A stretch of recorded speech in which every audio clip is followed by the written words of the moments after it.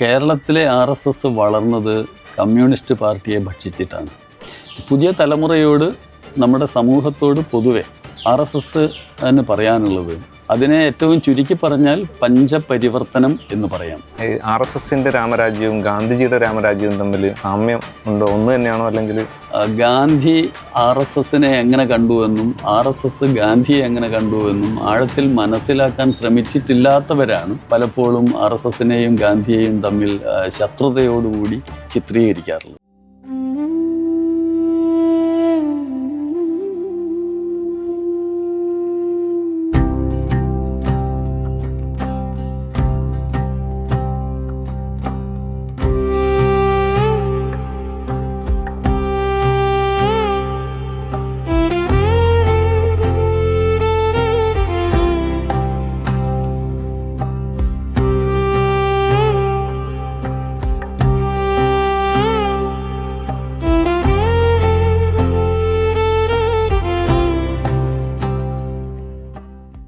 രാഷ്ട്രീയ സ്വയംസേവക സംഘം ശതാബ്ദി നിറവിലെത്തുമ്പോൾ ഇപ്പോൾ സോഷ്യൽ മീഡിയയിലും പലയിടങ്ങളിലൊക്കെ പ്രചരിക്കുന്ന ഒരു കണ്ടൻ്റ് ഉണ്ട്. അതായത് പൊതുവെ വളരും തോറും പിളരുകയാണല്ലോ പല സംഘടനകളും, രാഷ്ട്രീയ സംഘടനകളും പല സംഘടനകളും.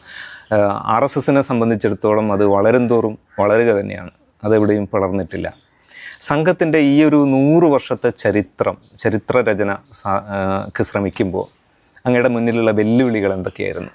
ഇതിൽ ആദ്യം പറഞ്ഞ കാര്യം, സംഘടനകൾ പിളരുന്നതിൻ്റെ പ്രധാനപ്പെട്ട കാരണം ഞാൻ മനസ്സിലാക്കിയെടുത്തോളം വ്യക്തികളുടെ സ്വാർത്ഥ താല്പര്യവും അധികാരമോഹവുമാണ്. വിശേഷിച്ച് നേതാക്കന്മാരുടെ അധികാരമോഹവും മറ്റ് സ്വാർത്ഥ താല്പര്യങ്ങളുമാണ് ഈ സംഘടനകൾ പിളരുന്നതിൻ്റെ പ്രധാനപ്പെട്ട കാരണം.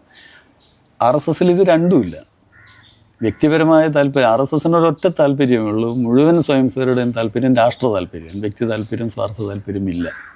രണ്ടാമത്തെ വിഷയം, RSSൻ്റെ കേരളത്തിൽ പ്രവർത്തനം ആരംഭിച്ചത് മുതലുള്ള പ്രവർത്തന ചരിത്രം ഒന്ന് രേഖപ്പെടുത്തുക എന്ന പ്രവർത്തനം ആരംഭിച്ചിട്ട്, ചരിത്രരചനയെ സംബന്ധിച്ച് ഉള്ള പ്രവർത്തനം പതിറ്റാണ്ടുകൾക്ക് മുമ്പേ ആരംഭിച്ചതാണ്.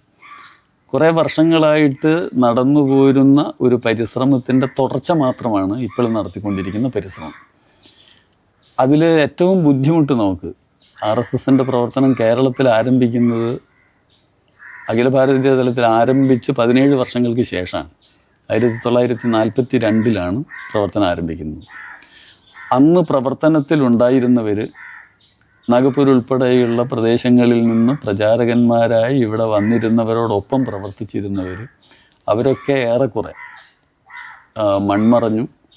അന്നത്തെ പ്രവർത്തനത്തെ നേരിട്ട് പറയാൻ അനുഭവമുള്ളവരുടെ എണ്ണം കുറഞ്ഞു വന്നു. അപ്പോൾ അത്തരമൊരു സാഹചര്യത്തിലാണ്, വിശേഷിച്ചും ഈ കോവിഡിന് ശേഷം ആണ് ഈ പ്രവർത്തനത്തിൻ്റെ ചുമതലയിലേക്ക് വരുന്നത്. ഒന്നാമത്തെ ഘട്ടം 1942 മുതൽ 64 വരെ, അതായത് 22 വർഷത്തിൻ്റെ പ്രാധാന്യം എന്ന് പറയുന്നത് 1942 കേരളത്തിൽ പ്രവർത്തനം ആരംഭിച്ച വർഷം, 1964 മദ്രാസ് പ്രവിശ്യയിൽ നിന്ന് വേറിട്ട് കേരള പ്രാന്തം എന്ന നിലയിൽ ഒരു പ്രാന്ത രൂപീകരണം നടന്ന വർഷം. കേരള പ്രാന്തം രൂപീകരിക്കപ്പെടുന്ന 1964 അതാണ് ആ 22 വർഷത്തെ ഒരു ഭാഗമാക്കാനുള്ള കാരണം. ഇറങ്ങിയ പുസ്തകത്തിന്റെ ഉള്ളടക്കത്തെ സംബന്ധിച്ച് കൂടെ ഒന്ന് ചോദിച്ചോട്ടെ. അതായത് നമ്മൾ ഈ ഇറങ്ങിയ പുസ്തകത്തിന്റെ ഒന്നാം വോളിയം എന്നാണോ, എന്താണ്, വോളിയം 1 ഒന്നാം ഭാഗത്തില് ഗാന്ധിവധവുമായി ബന്ധപ്പെട്ടിട്ടുള്ള പരാമർശങ്ങളൊക്കെ കാണുന്നുണ്ട്. അത് വായിച്ചപ്പോൾ ഗുരുജി സംഘപ്രവർത്തകരോട് ഗാന്ധിജി കൊല്ലപ്പെട്ട ശേഷം ദുഃഖാചരണത്തിനായിട്ട് കുറച്ച് ദിവസങ്ങൾ നിർദ്ദേശിക്കുന്നൊക്കെയുണ്ട്. ആ ഒരു കാര്യങ്ങളൊക്കെ ഈ പുസ്തകത്തിലൂടെയൊക്കെയാണ് പലപ്പോഴും ഈ പൊതുസമൂഹത്തിലേക്ക് എത്തുന്നത്. അങ്ങനെ ഉള്ള ചില ചരിത്ര വസ്തുതകൾ ഒക്കെ ഈ പുസ്തകം പൊതുജനങ്ങൾക്ക് മുന്നിൽ അവതരിപ്പിക്കുന്നുണ്ടോ? തീർച്ചയായിട്ടും ഈ പുസ്തകത്തിൽ നമ്മൾ 1942-നും 1964-നും ഇടയിലുള്ള പ്രധാനപ്പെട്ട അഖില ഭാരതീയ അടിസ്ഥാനത്തിൽ സംഭവിച്ച സംഘവുമായി ബന്ധപ്പെട്ട് പറയേണ്ടുന്ന ചില കാര്യങ്ങളെയും കൂടെ ഇതിൽ ഉൾപ്പെടുത്തിയിട്ടുണ്ട്. അതിലൊരു പ്രധാനപ്പെട്ട സംഭവമാണ് ഇപ്പോൾ ശ്രീജിത്ത് സൂചിപ്പിച്ച ഈ മഹാത്മാഗാന്ധിയുടെ വധവുമായി ബന്ധപ്പെട്ട ചില സംഭവ വികാസങ്ങൾ. മഹാത്മാഗാന്ധി വധം നടന്ന ദിവസം 1948 ജനുവരി മാസം 30 പൂജനീയ ഗുരുജി മദിരാശിയിലൊരു പരിപാടിയിൽ പങ്കെടുത്തുകൊണ്ടിരിക്കുകയായിരുന്നു. ഗാന്ധിവധത്തിൻ്റെ വാർത്ത അറിഞ്ഞ ഉടനെ അദ്ദേഹം ചെയ്തത് ആ പരിപാടി അദ്ദേഹം വേണ്ടെന്ന് വെച്ചു, ആ പരിപാടി നിർത്തിവെച്ചു. തുടർന്ന് അദ്ദേഹത്തിൻ്റെ ഈ ഭാഗത്തുണ്ടായിരുന്ന ദക്ഷിണേന്ത്യൻ ഭാഗത്തുണ്ടായിരുന്ന എല്ലാ പരിപാടികളും റദ്ദ് ചെയ്ത് അദ്ദേഹം നാഗപ്പൂരിലേക്ക് തിരിച്ചുപോയി. നാഗപ്പൂരിലേക്ക് പോകുന്നതിന് മുമ്പ് അദ്ദേഹം ചില കത്തുകൾ എഴുതി. അതിലൊന്ന് RSSൻ്റെ ശാഖകൾക്കുള്ളതായിരുന്നു. ശാഖകൾ 13 ദിവസം, മുഴുവൻ ശാഖകളിലും 13 ദിവസം ദുഃഖാചരണം നടത്തുക എന്നുള്ളതായിരുന്നു സംഘത്തിനുള്ള നിർദ്ദേശം ആ കത്തിലുണ്ടായിരുന്നത്. മറ്റൊന്ന് പ്രധാനമന്ത്രി ജവഹർലാൽ നെഹ്റു, ആഭ്യന്തരമന്ത്രി സർദാർ വല്ലഭായ് പട്ടേൽ, ഗാന്ധിജിയുടെ മകൻ ദേവദാസ് ഗാന്ധി, ഈ 3 പേർക്കും അദ്ദേഹം അനുശോചന സന്ദേശം അയച്ചു. മഹാത്മാഗാന്ധിയുടെ മകൻ ദേവദാസ് ഗാന്ധിക്ക് എഴുതിയിരുന്ന കത്തിൽ അദ്ദേഹത്തെ ആശ്വസിപ്പിച്ചുകൊണ്ടും ഈ ഹത്യയിൽ അഗാധമായ ദുഃഖം രേഖപ്പെടുത്തിക്കൊണ്ടും അദ്ദേഹം എഴുതിയിരുന്നത്. ശരിക്കും ഈ ഗാന്ധിയെ സംബന്ധിച്ചിടത്തോളം ഗാന്ധി എപ്പോഴും ഗാന്ധി വധവുമായിട്ട് ബന്ധപ്പെട്ട് RSS പ്രതിക്കൂട്ടിൽ നിർത്തുക എന്നുള്ളത് ഒരു കേരളത്തിൽ ദീർഘകാലമായിട്ട് നടക്കുന്ന ഒരു സംവാദങ്ങളിലെ ഒരു വിഷയമാണ്. അത് പ്രധാനമായിട്ട് അതിൽ ശരിക്കും ഗാന്ധി ആരാണ് RSSനെ സംബന്ധിച്ചിടത്തോളം ആരാണ് ഗാന്ധി? അത് കുറച്ചുകൂടെ ഒന്ന് പറയാൻ പറ്റുമോ? ശത്രുവാണോ, മിത്രമാണോ, ഗുരുവാണോ, നവോത്ഥാന നായകനാണോ? ഗാന്ധി എന്താണ് RSSുമായിട്ട് ബന്ധപ്പെട്ട്? എങ്ങനെയാണ് ഗാന്ധിയുമായിട്ടുള്ള ബന്ധം RSSനെ നിർവചിക്കാൻ പറ്റുക? RSSും ഗാന്ധിയും തമ്മിലുള്ള ബന്ധം എന്താണ് എന്ന ചോദ്യത്തെക്കുറിച്ച് ചിന്തിക്കുമ്പോൾ ഒരു അർത്ഥത്തിൽ പറഞ്ഞാൽ ഗാന്ധി RSSനെ എങ്ങനെ കണ്ടുവെന്നും RSS ഗാന്ധിയെ എങ്ങനെ കണ്ടുവെന്നും ആഴത്തിൽ മനസ്സിലാക്കാൻ ശ്രമിച്ചിട്ടില്ലാത്തവരാണ് പലപ്പോഴും RSSനെയും ഗാന്ധിയെയും തമ്മിൽ ശത്രുതയോടുകൂടി ചിത്രീകരിക്കാറുള്ളത്. RSS അതിൻ്റെ ശാഖകൾ നിത്യം ചൊല്ലിക്കൊണ്ടിരിക്കുന്ന ഭാരതഭക്തി സ്തോത്രം, ഏകാത്മത സ്തോത്രം എന്ന പേരിൽ ചൊല്ലിക്കൊണ്ടിരിക്കുന്ന ഒരു സ്തോത്രമുണ്ട്. 33 ശ്ലോകങ്ങളുള്ള ആ സ്തോത്രത്തിൽ മഹാപുരുഷന്മാരെ, ഭാരതത്തിൻ്റെ ചരിത്രത്തിലെ, നമ്മുടെ പാരമ്പര്യത്തിലെ മഹാപുരുഷന്മാരെ സ്മരിക്കുന്ന കൂട്ടത്തിൽ അതിലൊരു പ്രധാനപ്പെട്ട വ്യക്തിത്വമാണ് മഹാത്മാഗാന്ധി. അതായത് ഗാന്ധിയെ സ്മരിച്ചുകൊണ്ടാണ് RSSൻ്റെ ശാഖ നടത്താറുള്ളത്. ഇത് പക്ഷേ പലരും ഗാന്ധിയില്ലാത്ത RSS ഒരു ദിവസം പോലും RSSനില്ല. മഹാത്മാഗാന്ധിയെ സ്മരിക്കാറുണ്ട് എല്ലാ ദിവസവും RSS. ഒന്ന്, സംഘത്തിൻ്റെ 2 പരിശീലന വർഗങ്ങളിൽ മഹാത്മാഗാന്ധി നേരിട്ട് പങ്കെടുക്കുകയും അവിടെ മറ്റ് സ്വയംസേവകരോടൊപ്പം നിന്ന് നെഞ്ചത്ത് കൈവച്ച് ഭഗവത്ധ്വജത്തിന് മുന്നിൽ പ്രാർത്ഥന ചൊല്ലുകയും ചെയ്തിട്ടുണ്ട്. അവരോട് വിശദമായി സംവദിച്ചിട്ടുണ്ട്. 1936 അന്ന് മഹാത്മാഗാന്ധിയുടെ ആസ്ഥാനം മഹാരാഷ്ട്രയിലെ വർധ എന്ന സ്ഥലത്താണ്. വർധയിലുള്ള അദ്ദേഹത്തിൻ്റെ ആശ്രമത്തിനടുത്ത് 1936 ഡിസംബർ മാസത്തിൽ നടന്നിരുന്ന ഒരു പരിശീലന വർഗിൽ അദ്ദേഹത്തിൻ്റെ താല്പര്യമനുസരിച്ച് വർഗിൽ അധികാരികളുമായി ബന്ധപ്പെടുകയും അദ്ദേഹത്തിൻ്റെ ആഗ്രഹം, ശിബിരം സന്ദർശിക്കണമെന്ന് ആഗ്രഹിക്കുന്നു എന്ന സന്ദേശം എത്തുകയും അതനുസരിച്ച് മറ്റ് പരിപാടികൾ തൽക്കാലത്തേക്ക് മാറ്റിവെച്ചുകൊണ്ട് അദ്ദേഹത്തിന് പറ്റിയ ദിവസം ഏതാണ് എന്ന് അന്വേഷിക്കാൻ വേണ്ടി അദ്ദേഹത്തിൻ്റെ ആശ്രമത്തിൽ ചെന്ന് സംഘാധികാരികൾ നേരിട്ട് കണ്ട് അദ്ദേഹത്തെ ക്ഷണിക്കുകയും ചെയ്തു. അതനുസരിച്ചാണ് 1936 വാർധാ ശിബിരത്തിൽ അദ്ദേഹം പങ്കെടുത്തത്. പക്ഷേ അന്ന് മറ്റ് സ്ഥലങ്ങളിലുള്ള യാത്ര കാരണം സംഘസ്ഥാപകൻ ഡോക്ടർ ഹെഡ്ഗേവാർ അവിടെ ഉണ്ടായിരുന്നില്ല. ഡോക്ടർ ഹെഡ്ഗേവാർ വന്നത് അതിൻ്റെ പിറ്റേ ദിവസമാണ്. ഗാന്ധിജി ശിബിരം സന്ദർശിച്ച് തിരിച്ചുപോയതിൻ്റെ പിറ്റേ ദിവസമാണ്. ഇത് അറിഞ്ഞ് അതിൽ സന്തോഷിച്ച സംഘസ്ഥാപകൻ നേരെ ആശ്രമത്തിൽ ചെന്ന് അദ്ദേഹത്തെ കണ്ട് അദ്ദേഹത്തിൻ്റെ സംഘത്തിൻ്റെ കൃതജ്ഞത രേഖപ്പെടുത്തുകയും അവർ തമ്മിൽ സംസാരിക്കുകയും ചെയ്തിരുന്നു. പരിശീലന വർഗിൽ വന്ന മഹാത്മാഗാന്ധി അവിടെ എങ്ങനെയാണ് കാര്യങ്ങൾ നടന്നു പോകുന്നത് എന്നറിയാൻ വേണ്ടി അവിടെ പരിശീലനത്തിനെത്തിയ സ്വയംസേവകരുമായി കുറേ നേരം സംസാരിച്ചു. അദ്ദേഹത്തിന് അറിയേണ്ടിയിരുന്ന പ്രധാനപ്പെട്ട വിഷയം, നിങ്ങളൊക്കെ ഏത് ജാതികളിൽപ്പെട്ടവരാണ്, നിങ്ങളൊക്കെ ഇവിടെ കഴിഞ്ഞുകൂടുന്നത് എങ്ങനെയാണ് എന്നായിരുന്നു അദ്ദേഹത്തിന് പ്രധാനമായും അറിയേണ്ടിയിരുന്നത്. അദ്ദേഹത്തിൻ്റെ ചോദ്യത്തിന് അവിടെയുള്ള അദ്ദേഹം ആരോടൊക്കെ ചോദിച്ചു അവരെല്ലാം പറഞ്ഞത് ഞങ്ങളെല്ലാം ഹിന്ദുക്കളാണ് എന്നായിരുന്നു. ഒരുമിച്ചിരുന്ന് ഭക്ഷണം കഴിക്കുന്നത്, ഒരുമിച്ച് ഒരേ മുറിയിൽ ജാതിഭേദമന്യേ കിടന്നുറങ്ങുന്നതൊക്കെ കണ്ട് അദ്ദേഹത്തിന് യഥാർത്ഥത്തിൽ അത്ഭുതമാണ് അദ്ദേഹം തോന്നിയത്. പിന്നീട് അദ്ദേഹം 1947 സെപ്റ്റംബർ മാസം 16 തീയതി അദ്ദേഹം ഡൽഹിക്കടുത്തുള്ള ഭംഗി കോളനി എന്നറിയപ്പെടുന്ന പ്രദേശത്തെ ഒരു കോളനി പ്രദേശമാണ്. അവിടെ നടന്നിരുന്ന പരിശീലന വർഗിലും അദ്ദേഹം സന്ദർശിക്കുകയുണ്ടായി. ഈ 1947 സെപ്റ്റംബർ മാസം 16 തീയതി ഭംഗി കോളനിയിൽ അദ്ദേഹം വരികയും അവിടെ നടത്തിയിരുന്ന അദ്ദേഹത്തിൻ്റെ ഒരു ലഘു പ്രഭാഷണം, ആ പ്രഭാഷണത്തിൽ അദ്ദേഹം 36 ഡിസംബർ മാസത്തിൽ ഞാൻ ഈ വർദ്ധയിലെ വർഗിൽ പോയിരുന്നു എന്നും അന്ന് ഡോക്ടർ ഹെഡ്ഗേവാർ ജീവിച്ചിരുന്ന കാലമായിരുന്നു എന്നും എനിക്ക് അവിടുത്തെ അവരുടെ എല്ലാ പരിപാടികളും കണ്ട സമയത്ത് വലിയ സന്തോഷം തോന്നിയെന്നും ഒക്കെ അദ്ദേഹം അവിടെ ഉള്ള ലഘു പ്രഭാഷണത്തിൽ അദ്ദേഹം പറഞ്ഞു. അതൊക്കെ ചരിത്രത്തിൽ തെളിവുകളായിട്ട് ഇപ്പോഴും അവശേഷിക്കുന്നുണ്ട്. തൊട്ട് പിറ്റേത്തെ ദിവസം അദ്ദേഹം പറഞ്ഞ കാര്യം തൊട്ട് പിറ്റേത്തെ ദിവസത്തെ ഹിന്ദുസ്ഥാൻ ടൈംസിൽ പത്രത്തിൽ വന്നിട്ടുള്ള വിഷയമാണ്. അന്ന് അദ്ദേഹം ഈ രീതിയിൽ രണ്ട് തവണ മഹാത്മാഗാന്ധി RSSൻ്റെ പരിശീലന വർഗിൽ വരിക മാത്രമല്ല, അതിനെ അഭിനന്ദിക്കുകയും സംഘത്തിൻ്റെ പ്രവർത്തനത്തിൽ അദ്ദേഹം പ്രതീക്ഷ പ്രകടിപ്പിക്കുകയും ചെയ്തിരുന്നു. ഇതൊന്നും മനസ്സിലാക്കാതെയാണ് പലരും RSS ഗാന്ധിജിയുടെയും ഗാന്ധിജി RSSൻ്റെയും ശത്രുവാണ് എന്ന നിലയിൽ പ്രചരിപ്പിച്ചുകൊണ്ടിരിക്കും. എങ്കിലും ഒരു കാര്യം കൂടെ, നമ്മൾ ഈ RSSൻ്റെ രാമരാജ്യവും ഗാന്ധിജിയുടെ രാമരാജ്യവും തമ്മിൽ സാമ്യം ഉണ്ടോ? ഒന്ന് തന്നെയാണോ അല്ലെങ്കിൽ രണ്ടും? രാമരാജ്യം എന്ന് പറയുമ്പം ധർമ്മരാജ്യം എന്നുള്ള അർത്ഥത്തിലാണ് ഈ രാമരാജ്യം എന്ന പദം പ്രയോഗിക്കുന്നത്. രാമരാജ്യത്തിന് ഒരൊറ്റ കൺസെപ്റ്റേ ഉള്ളൂ, അത് മഹാത്മാഗാന്ധിയുടെ രാമരാജ്യവും RSSൻ്റെ രാമരാജ്യവും ഇനിയിപ്പം മറ്റാരെങ്കിലും പറയുന്നുണ്ടെങ്കിൽ അവരുടെ രാമരാജ്യവും, എല്ലാത്തിൻ്റെയും അർത്ഥം ധർമ്മരാജ്യം. ധർമ്മമാണ് ജീവിത വ്യവഹാരങ്ങളുടെ മുഴുവനും ആധാരം എന്ന കൺസെപ്റ്റാണ്. അത് ഒന്ന് തന്നെയാണ്. ഈ ചരിത്രരചനയുടെ കേരളീയ പശ്ചാത്തലത്തിലേക്ക് എത്തുമ്പോൾ കേരളത്തിൽ RSSൻ്റെ ഒരു സ്വീകാര്യത, കേരളത്തിൽ ഏറ്റവും കൂടുതൽ RSSൻ്റെ പരിശീലന കേന്ദ്രങ്ങൾ, അതായത് ശാഖ എന്നറിയപ്പെടുന്ന ആ ഒരു സംവിധാനങ്ങൾ ഏറ്റവും കൂടുതൽ ഇപ്പോഴും കേരളത്തിലാണുള്ളതെന്നാണ് മാധ്യമങ്ങളിലൊക്കെ പ്രചരിക്കുന്ന വസ്തുത. പക്ഷേ അതിനനുസരിച്ചുള്ള ഒരു സ്വാധീനം പൊതുസമൂഹത്തിൽ RSSന് ഉണ്ടാക്കാൻ പറ്റിയിട്ടുണ്ടോ? ആ തരത്തിൽ ഇതിനെങ്ങനെയാണ് കാണാൻ പറ്റുക? ഇതിൽ കുറച്ചൊരു അതിശയോക്തി ഇല്ലാതില്ല.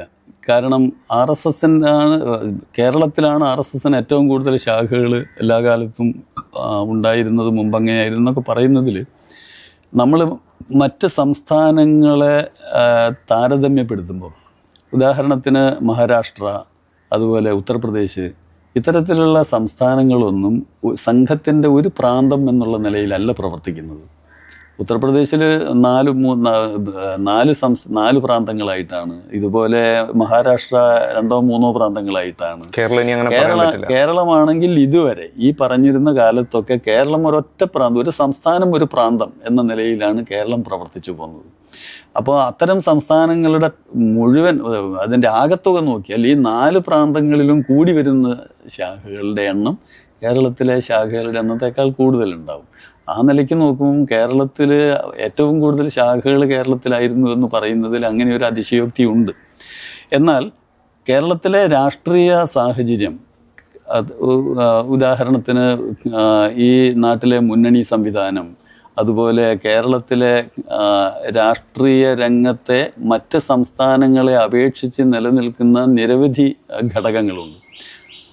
അതിൻ്റെയൊക്കെ പശ്ചാത്തലത്തിൽ കേരളത്തിൽ നേരത്തെ മുതൽ പ്രവർത്തിച്ചു പോന്നിരുന്ന ഇതര സംഘടനകളുടെ സ്വാധീനം, ഇതെല്ലാം വെച്ച് നോക്കുമ്പം കേരളത്തിലെ പരിവർത്തനം എന്ന് പറയുന്നത് വളരെ സാവധാനത്തിൽ, മറ്റ് സംസ്ഥാനങ്ങളെ അപേക്ഷിച്ച് സാവധാനത്തിൽ നടന്നുകൊണ്ടിരിക്കുന്ന ഒരു പ്രക്രിയയാണ്. അതോടൊപ്പം മറ്റ് സംസ്ഥാനങ്ങളെ അപേക്ഷിച്ച് കേരളത്തിലുണ്ടായിരുന്ന ഒരു പ്രത്യേകത, ഇവിടുത്തെ ഹിന്ദു സമൂഹത്തിൽ ആഴത്തിൽ നിലനിന്നിരുന്ന അപകർഷതാബോധവും ഭീതിയുമായി. അവരുടെ ഭീതി എന്ന് പറയുന്നത്, അതിനൊരു കാരണമായിരുന്നു 1921 മലബാർ കലാപം. മലബാർ കലാപം എന്ന് പറയുന്നത് തന്നെ ഒറ്റപ്പെട്ട ഒരു സംഭവം, ഒരു കലാപം ഒരു വർഷം നടന്നു എന്നുള്ളതല്ല. അതിനപ്പുറത്തേക്കൊരു വർഷങ്ങൾ എടുത്തു നോക്കിയാൽ ധാരാളം കലാപങ്ങൾ നിരന്തരം നടന്നുകൊണ്ടിരുന്ന ഒരു പ്രദേശമാണ് കേരളത്തിൽ, വിശേഷിച്ചും മലബാർ ഭാഗം. ഇതുപോലെ ക്രിസ്ത്യൻ മിഷനറി പ്രവർത്തനത്തിൽ മതപരിവർത്തനത്തിന് മുൻതൂക്കം കൊടുത്തുകൊണ്ട് പ്രവർത്തിക്കുന്ന മിഷനറി പ്രവർത്തനം അതിശക്തമായി നിലനിന്നിരുന്ന ഒരു പ്രദേശമാണ് നമ്മുടെ തിരുവിതാംകൂർ ഭാഗം, കോട്ടയം ഭാഗം, ഈ തിരുവിതാംകൂർ സ്റ്റേറ്റ്.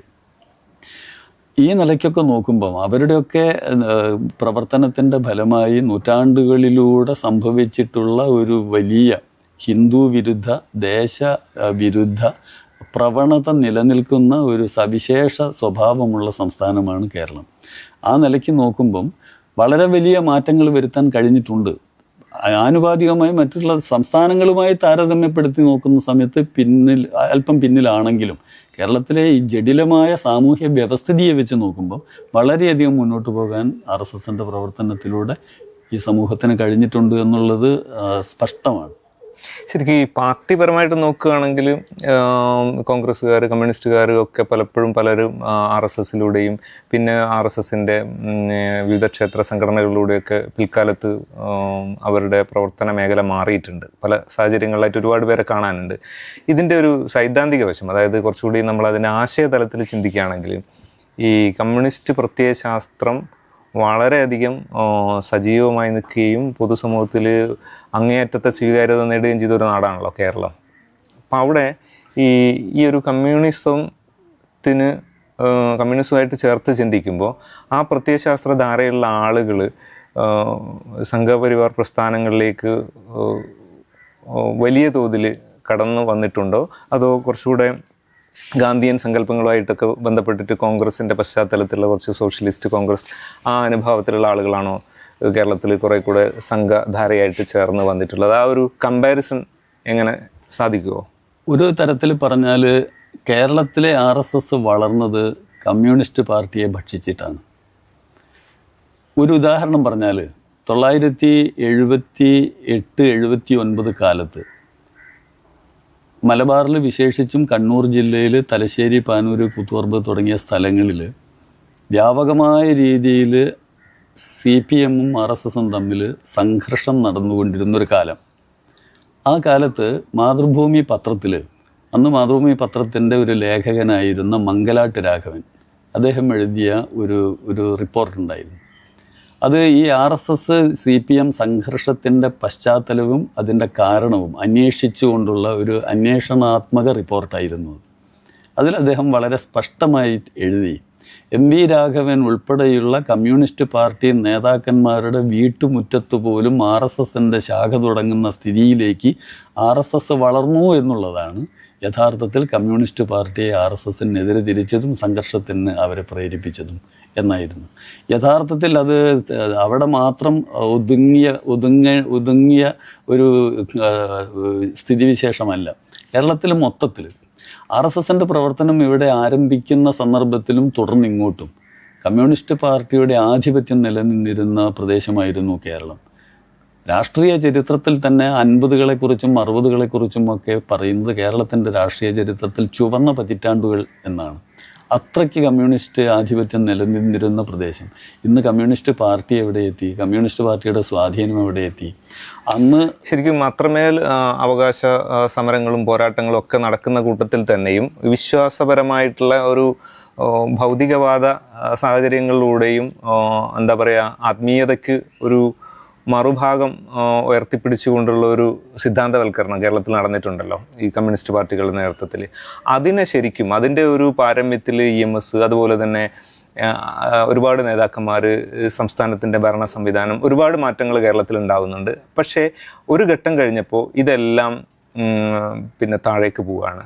അത് സിദ്ധാന്തത്തിൻ്റെ ഒരു അപജയം എന്നുള്ള നിലയ്ക്കാണ് അത് പരക്കെ വിലയിരുത്തപ്പെടുന്നത്. ആ തരത്തിൽ നോക്കുമ്പോൾ RSS നടത്തിയ പരിശ്രമങ്ങൾ ക്ഷേത്ര കേന്ദ്രീകൃതമായി ഹൈന്ദവ നവോത്ഥാനമായിട്ട് ബന്ധപ്പെട്ടിട്ട് നവോത്ഥാനത്തിൻ്റെ ഒരു തുടർച്ച എന്നുള്ള മട്ടിലൊക്കെ ഒരുപാട് കാര്യങ്ങൾ, രാമായണ മാസം പോലുള്ള കാര്യങ്ങൾ, ശ്രീകൃഷ്ണ ജയന്തി പോലുള്ള കാര്യങ്ങൾ, ഇതൊക്കെ വീണ്ടും വൈരുദ്ധ്യാധിഷ്ഠിത ഭൗതികവാദത്തിലുള്ള ആളുകൾക്ക് ഏറ്റെടുത്ത് നടത്തേണ്ടി വരുന്നൊരു സാഹചര്യം, ഐഡിയോളജിക്കൽ ക്രൈസിസ് എന്ന് പറയുന്ന ഒരു സംഭവം, ആശയപരമായിട്ടുള്ള ഒരു വൈരുദ്ധ്യം ഫേസ് ചെയ്യേണ്ടി വന്നിട്ടുണ്ടോ RSSൻ്റെ പ്രവർത്തനങ്ങൾ കൊണ്ട് ഇടതുപക്ഷത്തിന്? അങ്ങനെ വന്നിട്ടുണ്ടോ?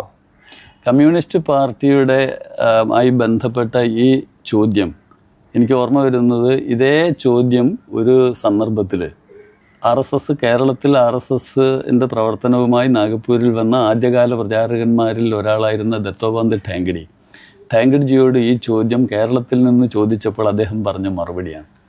അദ്ദേഹം പറഞ്ഞു, കമ്മ്യൂണിസ്റ്റ് പാർട്ടി നിലനിൽക്കുന്നതും പാർട്ടി എന്നുള്ള നിലയിൽ കേരളത്തിലെ കമ്മ്യൂണിസ്റ്റ് പാർട്ടി നിലനിൽക്കുന്നതും കമ്മ്യൂണിസ്റ്റ് പാർട്ടി സ്വാധീനം ചെലുത്തിയത് ഒന്നും കമ്മ്യൂണിസ്റ്റ് ആശയത്തിൻ്റെ പേരിലായിരുന്നില്ല. കാരണം വൈരുദ്ധ്യാധിഷ്ഠിത ഭൗതികവാദം എന്ന് പറയുന്നത് അശാസ്ത്രീയവും അപ്രായോഗികവുമായ പഴഞ്ചൻ ന്യൂട്ടോണിയൻ ശാസ്ത്രത്തിൻ്റെ അടിസ്ഥാനത്തിൽ രൂപം കൊണ്ടിട്ടുള്ള ഒരു വാദഗതി മാത്രമാണ്. അതിനപ്പുറത്തേക്ക് യാതൊരു ശാസ്ത്രീയതയും അതിനില്ല. കമ്മ്യൂണിസ്റ്റ് പാർട്ടി നിലനിന്നതും വളർന്നതും വ്യാപിച്ചതും അധികാരം പിടിച്ചതും ഒക്കെ ഒന്നും ഈ സിദ്ധാന്തത്തിൻ്റെ അടിസ്ഥാനത്തിലല്ല. പിന്നെ അന്ന് കമ്മ്യൂണിസ്റ്റ് പാർട്ടി നേതാക്കന്മാർ ഉയർത്തിയ ചില മുദ്രാവാക്യങ്ങളും മുന്നോട്ട് വെച്ചിരുന്ന ചില ആവശ്യങ്ങളും അത് നേടിയെടുക്കുന്നതിന് വേണ്ടി പാവപ്പെട്ടവരുടെ പേരിൽ അത് നേടിയെടുക്കുന്നതിൻ്റെ അവർ നടത്തിയിട്ടുള്ള സമരങ്ങൾ, അവരനുഭവിച്ചിട്ടുണ്ടായിരുന്ന കൊടിയ യാതനകൾ, പോലീസ്, ലാത്തിച്ചാർജ്, ലോക്കപ്പ്, ജയിൽ ശിക്ഷ, ഇതൊക്കെ അനുഭവിച്ച ആ നേതാക്കന്മാരുണ്ടല്ലോ, ആ നേതാക്കന്മാരെ കണ്ട് ആ നേതാക്കന്മാരുടെ സ്വാധീനമാണ് കമ്മ്യൂണിസ്റ്റ് പാർട്ടി ഇവിടെ വളരാനുണ്ടായ കാരണം. എന്നാൽ പിൽക്കാല നേതാക്കന്മാർ സ്വാർത്ഥികളും അഴിമതിക്കാരും സ്വജനപക്ഷപാതികളും അഹങ്കാരികളും ഒക്കെ ആയി മാറിയിട്ടുള്ള ഈ പാർട്ടിയിലെ ഇന്നത്തെ നേതാക്കന്മാരുടെ പ്രവർത്തനത്തിൻ്റെ ഫലം അവർ നാളെ അനുഭവിക്കാൻ പോകുന്നു എന്ന് പതിറ്റാണ്ടുകൾക്ക് മുമ്പ് പറഞ്ഞ ആളായിരുന്നു ദത്തോപന്ത് ഠേങ്കഡി. അതാണ് യഥാർത്ഥത്തിൽ കമ്മ്യൂണിസ്റ്റ് പാർട്ടിക്ക് സംഭവിച്ചത്. അന്നത്തെ നേതാക്കന്മാരുടെ പ്രവർത്തനത്തിൻ്റെ ഗുണഫലം അവരനുഭവിച്ചു. പിന്നീടുള്ള നേതാക്കന്മാരുടെ പ്രവർത്തനത്തിൻ്റെ ദോഷഫലം ഇന്നവർ അനുഭവിച്ചു കൊണ്ടിരിക്കുന്നു. ശരിക്കും പി ജയരാജനെ പോലുള്ള ആളുകൾ ഇപ്പോഴും ക്ഷേത്രങ്ങൾ കേന്ദ്രീകരിച്ചുള്ള BJPയുടെ വളർച്ച, അത് ആ ഒരു തരത്തിൽ സംഘടനാതലത്തിൽ വളർച്ചയ്ക്ക് BJP ഇന്ധനമായിട്ട് അല്ലെങ്കിൽ സംഘപരിവാർ ഇന്ധനമായിട്ട് ഉപയോഗിച്ചിട്ടുണ്ടെന്നുള്ളതാണ് പല പ്രതികരണങ്ങളിൽ നിന്ന് മനസ്സിലാവുന്നത്. അപ്പം ആ തരത്തിൽ ക്ഷേത്രങ്ങൾ നവീകരിക്കപ്പെടുക എന്ന് പറയുന്ന ഒരു പ്രവർത്തനങ്ങളുമായിട്ട് ബന്ധപ്പെട്ടിട്ട് സംഘ പ്രസ്ഥാനങ്ങളുടെ വളർച്ച ഏതെങ്കിലും തരത്തിൽ കാണാൻ പറ്റുമോ?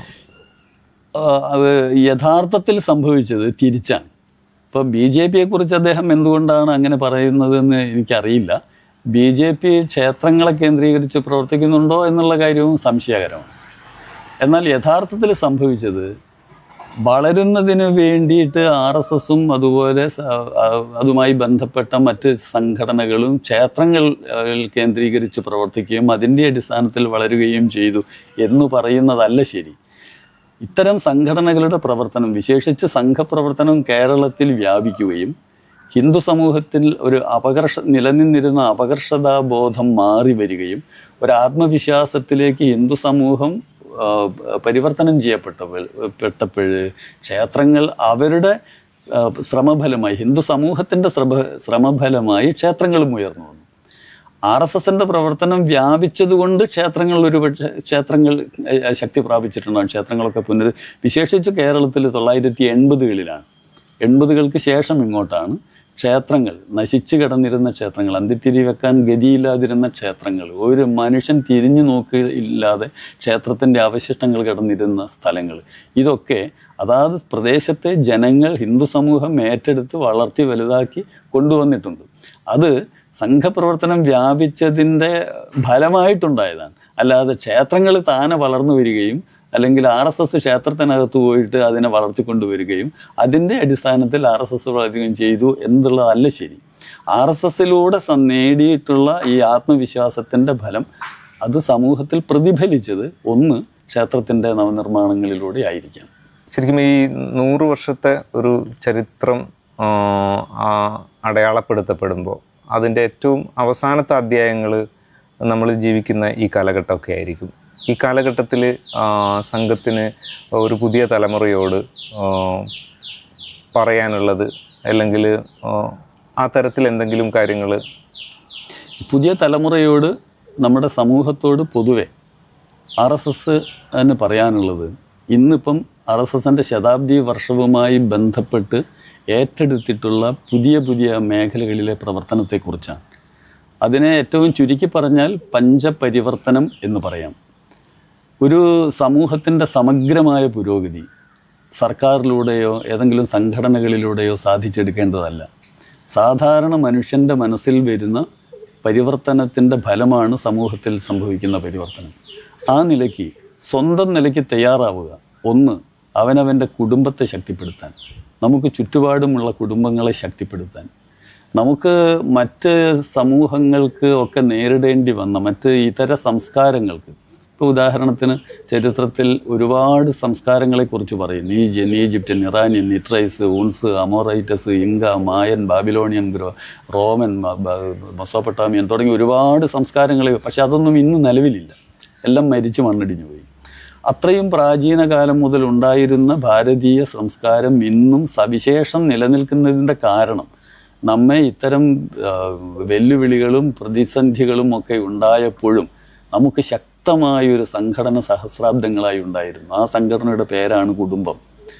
അതുകൊണ്ട് കുടുംബങ്ങളെ ശക്തിപ്പെടുത്തുക, അവനവൻ്റെ കുടുംബത്തെ, ചുറ്റുപാടുമുള്ള കുടുംബങ്ങളെ ശക്തിപ്പെടുത്താൻ വേണ്ടി എല്ലാവരും ശ്രദ്ധിക്കുക. ഇതാണ് ഈ പഞ്ചപരിവർത്തനം എന്ന് RSS പറയുന്ന ഒരു കാര്യം. കുടുംബ ബന്ധങ്ങളെ ശക്തിപ്പെടുത്തുക. ഒരു കാലത്ത് കുടുംബ ബന്ധങ്ങളെ നിസ്സാരമായി കണ്ടിരുന്ന അമേരിക്കയിൽ ഫാദർലെസ് അമേരിക്ക എന്ന പുസ്തകവും അതിൻ്റെ തുടർന്നുണ്ടായിരുന്ന ചർച്ചകളും നടന്നു. 80കളിലായിരുന്നു അത്. പിന്നീട് അവർ വിളിച്ച മുദ്രാവാക്യം ബാക്ക് ടു ഫാമിലി എന്നായിരുന്നു. കുടുംബ മൂല്യങ്ങൾ നിലനിർത്തുക, ശക്തിപ്പെടുത്തുക. രണ്ടാമത്തേത്, നമുക്ക് നമ്മളുടെ സമൂഹത്തിൻ്റെ ഏറ്റവും വലിയൊരു ശാപമായിരുന്നു ജാതി ചിന്ത. ഇതുപോലെ പലതിൻ്റെയും പേരിലുള്ള വിഭാഗീയത കാലാകാലമായി നമ്മുടെ നാട്ടിൽ നിലനിന്നിരുന്നു. നമ്മുടെ സമൂഹത്തിൻ്റെ ഐക്യത്തിനും അതുപോലെ കെട്ടുറപ്പിനും വളരെ വലിയ ആഘാതമേൽപ്പിച്ചതാണ് ഈ വിഭാഗീയതകൾ. ജാതീയത മാത്രമല്ല, തെക്കും വടക്കും, ഭാരതം തെക്കും വടക്കുമായി വിഭജിച്ച് കിഴക്കും പടിഞ്ഞാറുമായി, അതുപോലെ ദ്രാവിഡനും ആര്യനുമായി, സവർണനും അവർണനുമായി, ഇങ്ങനെ എന്തെല്ലാം തരത്തിലുള്ള വിഭാഗീയതകളായിരുന്നു ഇത്രയും കാലം നമ്മുടെ നാട്ടിലുണ്ടായിരുന്നു. ഈ വിഭാഗീയതകൾക്ക് അന്ത്യം കുറിക്കണം. അതിന് പരസ്പരം സഹകരിച്ചും കാഴ്ചപ്പാടിൽ നാം സഹോദരന്മാരാണ് എന്ന കാഴ്ചപ്പാടോടുകൂടി പരസ്പരം സഹകരിച്ച് പ്രവർത്തിക്കാനുള്ള പുതിയ പുതിയ മേഖലകൾ, വഴികൾ കണ്ടെത്തണം. പരസ്പരം വീടുകളിൽ പോകുന്ന, ആഘോഷങ്ങളിൽ പങ്കെടുക്കുന്ന, വേദനയും ദുഃഖവും അതുപോലെ സന്തോഷവും എല്ലാം ഒരുമിച്ച് പങ്കെടുക്കുന്ന ഒരു സാമൂഹ്യ അന്തരീക്ഷം നമ്മുടെ നാട്ടിൽ, സാമൂഹ്യ സമരസത എന്ന നിലയിൽ RSS മുന്നോട്ട് വെക്കുന്ന രണ്ടാമത്തെ ആശയം അതാണ്. മൂന്നാമത്തെ ആശയം സ്വദേശി സ്വഭാവം ഉണ്ടാകണം. അത് കേവലം നമ്മുടെ വാങ്ങിക്കുന്ന ഉപഭോഗ വസ്തുക്കളുടെ കൊടുക്കൽ വാങ്ങലിൽ മാത്രം ഒതുങ്ങുന്നതല്ല. അത് മനുഷ്യൻ്റെ ചിന്ത തന്നെ സ്വദേശിയാവണം. നമ്മുടെ സ്വത്വത്തെ തിരിച്ചറിഞ്ഞ് നമ്മുടെ ജീവിതത്തിൻ്റെ എല്ലാ മേഖലകളിലും, അത് വേഷം, ഭാഷ, ഭൂഷ, നമ്മുടെ ഭക്ഷണം, അതുപോലെ നമ്മുടെ ആചാര സമ്പ്രദായങ്ങൾ, അനുഷ്ഠാനങ്ങൾ തുടങ്ങിയ എല്ലാ കാര്യങ്ങളിലും നമ്മുടെ സ്വത്വം പ്രതിഫലിക്കണം. ഇതാണ് മൂന്നാമത്തേത്. നാലാമത്തേത് നമ്മുടെ പാരിസ്ഥിതികമായ വിഷയമാണ്. ഒരു അന്താരാഷ്ട്ര ആഗോളതലത്തിൽ തന്നെ ഭൗമ ഉച്ചകോടി സമ്മേളനം, ലോക പരിസ്ഥിതി സമ്മേളനം ഇതൊക്കെ നടന്നുകൊണ്ടിരിക്കുന്നു ഒരു ഭാഗത്ത്. എന്നാൽ ഇതൊക്കെ പ്രാവർത്തികമാകണമെങ്കിൽ മനുഷ്യൻ അവൻ്റെ ജീവിതത്തിൽ നിന്ന് ആരംഭിക്കണം. ഒരു വ്യക്തിയുടെ ജീവിതത്തിൽ നിന്നാണ് പാരിസ്ഥിതിക സുരക്ഷ, സംരക്ഷണം ആരംഭിക്കേണ്ടുന്നത്. ഈ നിലയ്ക്കുള്ള മനുഷ്യൻ്റെ മുഴുവൻ സമൂഹത്തിലുള്ള ബോധവൽക്കരണം. നാലാമത്തേത് നമ്മുടെ പൗരധർമ്മം അനുഷ്ഠിക്കുക എന്നുള്ളത്. നമുക്ക് നമ്മുടെ ജീവിതത്തിൽ ശ്രീനാരായണ ഗുരുദേവൻ പറയാറുണ്ടായിരുന്നു, സനാതന ധർമ്മം എന്നാൽ എന്താണ് എന്നതിനെക്കുറിച്ച് വളരെ ലളിതമായി വ്യാഖ്യാനിച്ചിട്ടുള്ള മഹാപുരുഷനാണ് ഗുരുദേവൻ. ഗുരുദേവൻ സനാതന ധർമ്മത്തെക്കുറിച്ച് പറഞ്ഞത് അവനവൻ ആത്മസുഖത്തിന് ആചരിക്കുന്നത് മറ്റുള്ളവർക്ക് ഗുണത്തിനായി വരണമെന്ന്. നിസ്സാരമായി ലളിതമായി നമുക്ക് പറഞ്ഞു പോകാം, പക്ഷെ അത് ജീവിതത്തിൽ അനുഷ്ഠിക്കുക എന്നുള്ളത് അങ്ങേയറ്റത്തെ തയ്യാറെടുപ്പ് ഒരു വ്യക്തിയുടെ മനസ്സിലുണ്ടാകണം. ഈ തരത്തിൽ നമുക്ക് നാം അനുഷ്ഠിക്കേണ്ടുന്ന ജീവിതത്തിലെ എല്ലാ വ്യവഹാരങ്ങളിലും നമുക്കിപ്പോൾ ഉദാഹരണത്തിന് നാം റോഡിലൂടെ പോകുമ്പം അനുഷ്ഠിക്കേണ്ടുന്ന ചില നിയമങ്ങളുണ്ട്. നാം ഒരു ആശുപത്രിയിലോ ഒരു ഓഫീസിലോ കയറി ചെല്ലുമ്പോൾ പാലിക്കേണ്ടുന്ന ചില പഥ്യങ്ങളും മര്യാദകളുമുണ്ട്. നമ്മളുടെ ജീവിതത്തിലുടനീളം ഇതുണ്ട്. ഇത് പാലിക്കാൻ ഒരു മനുഷ്യനെ പ്രാപ്തമാക്കുക എന്നുള്ളത് സമൂഹത്തിൻ്റെ മുഴുവനും ഉത്തരവാദിത്തമാണ്. ആ നിലയ്ക്ക് ഇപ്പോൾ ഭരണഘടനയിൽ തന്നെ നമ്മൾ കടമകളെക്കുറിച്ചേ കേൾക്കാറുള്ളൂ, പക്ഷേ ഈ അവകാശങ്ങളെക്കുറിച്ചാണ് സാധാരണ കേൾക്കാറുള്ളത്. അതിൻ്റെ മറുവശം പൗരൻ അനുഷ്ഠിക്കേണ്ടുന്ന കടമകളെക്കുറിച്ചുമുണ്ട്. ഇത്തരം കടമകൾ അനുഷ്ഠിക്കാൻ ഒരു മനുഷ്യനെ പ്രാപ്തനാക്കുക എന്നുള്ളതാണ് അഞ്ചാമത്തേത്. ഇതിനെ ചേർത്തുകൊണ്ടാണ് RSS പഞ്ചപരിവർത്തനം എന്ന ഒരു ആശയം മുന്നോട്ട് വെച്ചത്. എല്ലാവർക്കും സ്വീകാര്യമാണ്, എല്ലാവരിലൂടെയും സംഭവിക്കേണ്ടുന്നൊരു മാറ്റം. ഇതാണ് പുതിയ ലോകത്തോട് RSSന് പറയാനുള്ളത്. ഈ RSS മുന്നോട്ട് വെക്കുന്ന ഇതേ ആശയങ്ങൾ, അങ്ങ് പറഞ്ഞിരിക്കുന്ന പഞ്ചപരിവർത്തനം ഉൾപ്പെടെയുള്ള കാര്യങ്ങൾ, അതിൽ പറയുന്ന അതിൻ്റെ മൂല്യങ്ങൾ, ആ മൂല്യങ്ങൾക്ക് വേണ്ടിയിട്ട് നമ്മുടെ സമൂഹത്തിൽ പ്രവർത്തിക്കുന്ന ധാരാളം സംഘടനകളുണ്ട്, ധാരാളം വ്യക്തികളുണ്ട്. അവരെ എല്ലാം ഉൾക്കൊള്ളാൻ സംഘത്തിന് പറ്റുമോ, സാധിക്കുമോ? അല്ലെ സംഘത്തിൻ്റെതായ ഒരു ഫ്രെയിമിൽ മുന്നോട്ട് പോവുക എന്നുള്ളത് മാത്രമാണോ കാഴ്ചപ്പാട്? എങ്ങനെ സാധിക്കും ഈ ഒരു സംഘടനാ തലത്തിലുള്ള സമരസത എങ്ങനെ സാധിക്കും വ്യക്തികൾക്ക് അപ്പുറത്ത്? RSS ഉറച്ചു വിശ്വസിക്കുന്നു, നാട്ടിന് നന്മ ചെയ്യുന്ന ഒരേ ഒരു സംഘടന RSS മാത്രമല്ല. RSSനെ പോലെ തന്നെ സമൂഹത്തിന് വേണ്ടി പ്രവർത്തിച്ചു കൊണ്ടിരിക്കുന്ന നിരവധി വ്യക്തികൾ നമ്മുടെ നാട്ടിലുണ്ട്, സംഘടനകളുണ്ട്, സ്ഥാപനങ്ങളുണ്ട്.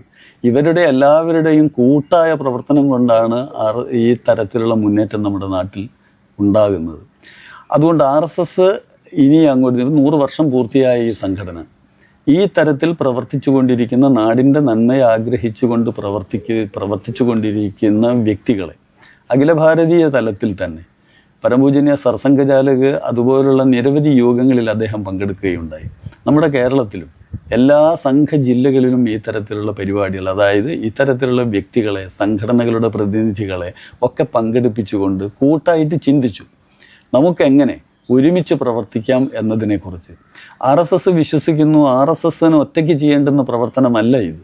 സമൂഹത്തിലെ ഇപ്പോൾ സൂചിപ്പിച്ചതുപോലുള്ള സ്ഥാപനങ്ങളെയും സംഘടനകളെയും ഒക്കെ ഒരുമിച്ച് കൂട്ടി എല്ലാവരും കൂടി ചെയ്യേണ്ടുന്ന പ്രവർത്തനമാണ് എന്ന്. അതുകൊണ്ട് ഇത്തരം യോഗങ്ങളൊക്കെ നടന്നപ്പോൾ, ഇപ്പോൾ ഈ കഴിഞ്ഞ മാസങ്ങളിലൊക്കെ ആയിട്ട് ഇത്തരം യോഗങ്ങളൊക്കെ നടന്ന സന്ദർഭത്തിൽ പരമപൂജനീയ സർസംഘചാലക് ഉൾപ്പെടെ അവിടെ പങ്കെടുത്തിരുന്നത്, അത്തരം യോഗങ്ങളിൽ പങ്കെടുത്തിരുന്നതിൽ ഒരു 80% പുതിയ ആളുകളായിരുന്നു. അതായത് ഇപ്പം ഈ പറഞ്ഞ രീതിയിലുള്ള പ്രവർത്തനം നടത്തിക്കൊണ്ടിരിക്കുന്ന സജ്ജനങ്ങൾ. അവരോടൊക്കെ പൂജനീയ സർസംഘചാലക് ഉൾപ്പെടെ പറഞ്ഞത് നമുക്ക് ഒരുമിച്ച് പ്രവർത്തിക്കാൻ 3-4 മാർഗങ്ങൾ അദ്ദേഹം പറഞ്ഞു. ഒന്നുകിൽ നിങ്ങൾ RSSൽ വരിക, സംഘവുമായി ഒരു സ്വയം സേവകനായി മാറിക്കൊണ്ട് സംഘത്തിൻ്റെ ഭാഗമായി നിന്ന് പ്രവർത്തിക്കുക. അതിനെന്തെങ്കിലും തരത്തിൽ ബുദ്ധിമുട്ട് തോന്നുന്നുവെങ്കിൽ, നിങ്ങൾക്ക് പ്രായോഗികമായ എന്തെങ്കിലും പ്രയാസങ്ങളുണ്ടെങ്കിൽ RSS ഏറ്റെടുത്ത് നടത്തുന്ന നിരവധി പ്രവർത്തനങ്ങളുണ്ട്. സേവന പ്രവർത്തനങ്ങളുണ്ട്, സന്നദ്ധ പ്രവർത്തനങ്ങളുണ്ട്, നിരവധി പ്രവർത്തനങ്ങളുണ്ട്. അതിൽ അത്തരം ഏതെങ്കിലും പ്രവർത്തനവുമായി സഹകരിച്ച് പ്രവർത്തിക്കുക. അതിനും സാധ്യമല്ല എന്നിരിക്കട്ടെ, നിങ്ങൾ നടത്തിക്കൊണ്ടിരിക്കുന്ന പ്രവർത്തനത്തിൽ RSSനെ സഹകരിപ്പിക്കുക. അങ്ങനെയും നമുക്ക് ഒരുമിച്ച് പ്രവർത്തിക്കാം. അതിനും സാധ്യമല്ല എന്നിരിക്കട്ടെ, എന്തെങ്കിലും ഒരു പുതിയ കാര്യം നിങ്ങൾ ഏറ്റെടുത്ത് നടത്തുക. ഇങ്ങനെ ഈ തരത്തിലൊക്കെ മറ്റ് RSSന് പുറത്ത് സമൂഹ നന്മയ്ക്ക് വേണ്ടി പ്രവർത്തിച്ചുകൊണ്ടിരിക്കുന്ന വ്യക്തികളെയോ സംഘടനകളെയോ സ്ഥാപനങ്ങളെയോ ഒക്കെ അവരോട് ഒരുമിച്ച് പ്രവർത്തിക്കാനുള്ള സന്നദ്ധത, അവരെ കൂടി ഉൾപ്പെടുത്തിക്കൊണ്ട് പ്രവർത്തിക്കാനുള്ള സന്നദ്ധത RSS വ്യക്തമാക്കിയിട്ടുണ്ട്. ഇന്നും RSS പറഞ്ഞുകൊണ്ടിരിക്കുന്നത് ഇതൊരു ശതാബ്ദി പ്രഖ്യാപനം മാത്രമാണോ, അത് അല്ലെങ്കിൽ സംഘത്തിന്റെ ഏതെങ്കിലും തരത്തില് മുൻകാലങ്ങളിലൊക്കെ ഇതൊക്കെ തന്നെയായിരുന്നോ സംഘം? RSSൽ ഇന്ന് എന്തെല്ലാം തരത്തിലുള്ള സ്വഭാവ വിശേഷങ്ങളുണ്ടോ ഇതൊക്കെ ആരംഭിച്ചത് RSSന്റെ സ്ഥാപകനിൽ നിന്ന്. ഈ വിത്തിലുള്ളതാണ് നമുക്ക് പ്രത്യക്ഷത്തിൽ പിന്നീട് മരമായി കാണാൻ ആവിഷ്കരിക്കപ്പെടുന്നത്. വിത്തിലില്ലാത്തതൊന്നും തന്നെ നമുക്ക് ഒരു മരം, വിത്ത് മരമായി മാറുന്ന സമയത്ത് ആ മരത്തിൽ കാണുന്നതൊക്കെ ഈ വിത്തിലുണ്ട്, വിത്തിലില്ലാത്തതൊന്നും മരത്തിലില്ല എന്ന് പറയാറുള്ളത് പോലെ RSSന്റെ RSS ബീജാവാപം നടന്നത് പരമപൂജനീയ സർസംഘചാലകായിരുന്ന ഡോക്ടർ കേശവ ബലറാം ഹെഡ്ഗാവാറിലൂടെയാണ്.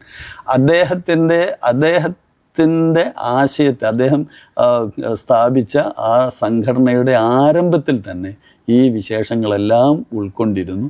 അന്നത് പ്രകടമായിരുന്നില്ല, ഇന്നത് പ്രകടമാണ് എന്ന് മാത്രം.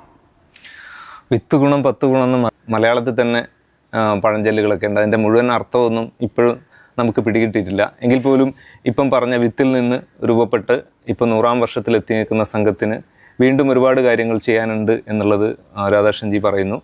അതോടൊപ്പം ഈ 100 വർഷത്തെ ചരിത്രം, അത് RSS സമൂഹത്തിൽ ചെലുത്തിയ സ്വാധീനങ്ങളും RSS പിന്നിട്ട വഴികളൊക്കെ അടയാളപ്പെടുത്തി പോകുന്ന ഒരു ചരിത്രം 5 ഭാഗങ്ങളായിട്ട് ഇനി പുറത്തിറങ്ങാനുണ്ട്. അതിനകത്ത് ആദ്യ ഭാഗമാണ് വന്നിരിക്കുന്നത്. ബാക്കി 4 ഭാഗങ്ങളുടെ പണിപ്പുരയിലാണ് രാധാകൃഷ്ണൻജി.